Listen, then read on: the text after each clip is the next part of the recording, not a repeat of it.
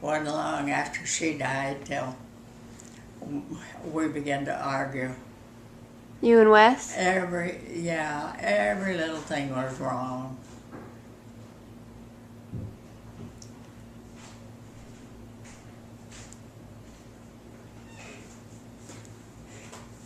We just kept going and drifted farther and farther apart.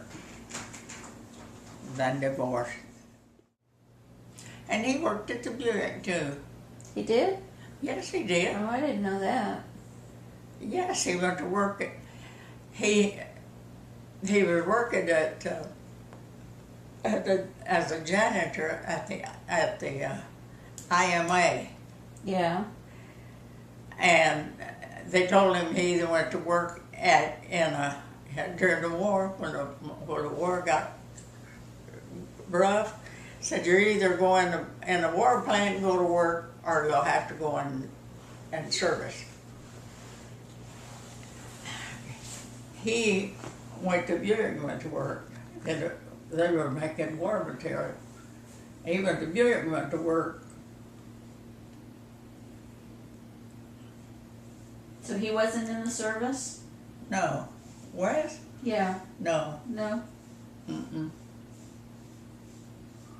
He built war material in a factory, same as I did. You built war material before you built cars? Mm-hmm. Before we built. No, I didn't, but they did. The factory did, but I didn't. Because they was already doing war material when I went to work.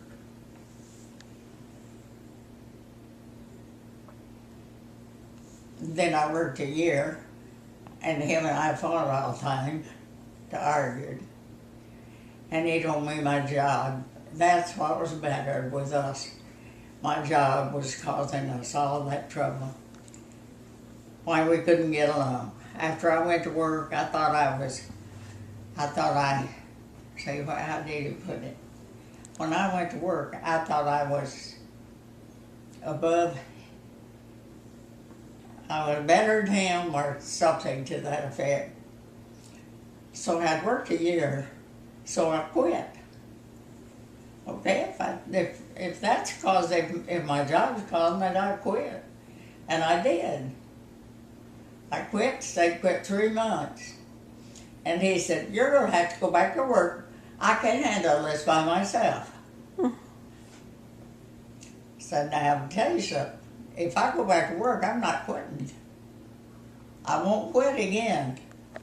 And see, it was during the war, and they would just take you right back and asking housewives to come to work because they needed the war material so badly. I said, no, if I go back to work again, I will not quit. I worked for a while, I guess nearly a year, but we still wasn't getting along. We were arguing.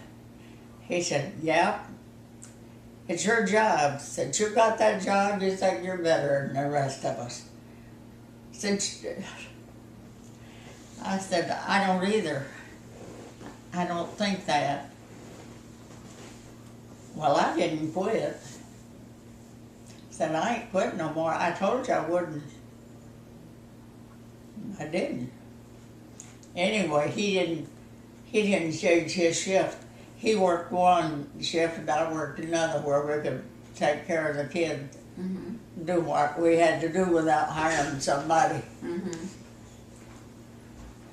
He could have been mean right then too and told me. He could have been mean about it right then. I would have had to quit or whatever. Yeah, this job, you think more of that than you do your family. That's what our trouble is. Well, I ain't quitting. I'd already quit once. I said, I'm not quitting no more. I'll keep on working. And I did. He worked first shift and I worked second, so I could get the kids off to school in the morning and he would be home, take care of them when they come home from school. He could handle a night. And I think back, that was rough. I had it rough right about that time. That was hard on me. And I worked second shift. Boys worked first. So the kids would have somebody there and we wouldn't need a babysitter. And finally then there did come a time we needed one. And I found a lady that didn't have a husband and she had a little girl about 9 years old. And she came and stayed with me when Marie was born. What was her name? And I was working then too. She stayed, she stayed longer than she usually did at places because she couldn't find another place to go to work. She just worked like taking care of me when Marie was born. Yeah. That's the kind of work she did, and she couldn't find work, and she stayed at my place about 6 weeks. Yeah. Because she didn't have work. So you had some extra help. Mm-hmm. You had some extra help. Mm-hmm. She had a little girl about 10 years old. She went to school. Poor little kid. I've often wondered what happened to her. She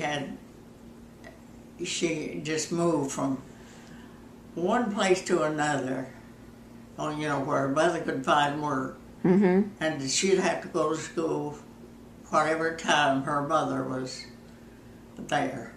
And I often wondered what happened to that little kid. I think Wes got laid off. And I don't remember where from.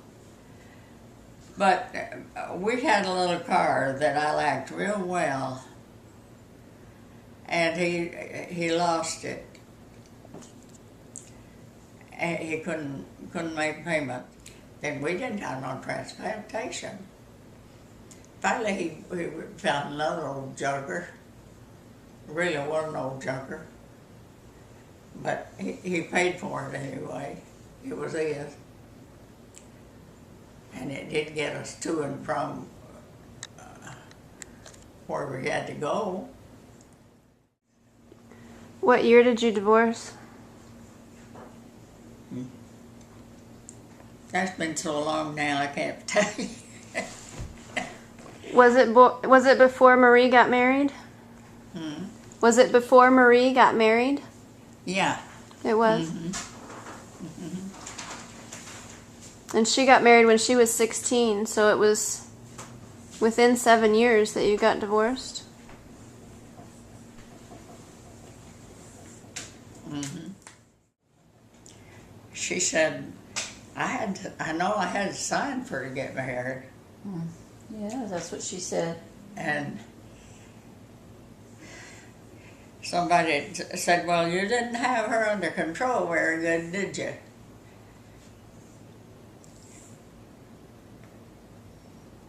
They said that about her getting married? She said, you either let us get married or we'll run away over the state line. And they could have. They just took off over the state line and got married. And I thought it was better let them get married and be quiet about it instead of her running away and getting married. Mm-hmm. And a great big old argument or whatever come along. So I signed. And I was told by a couple of people, You didn't have her under control, did you? And how long have they been married now? 56 years? 56 years.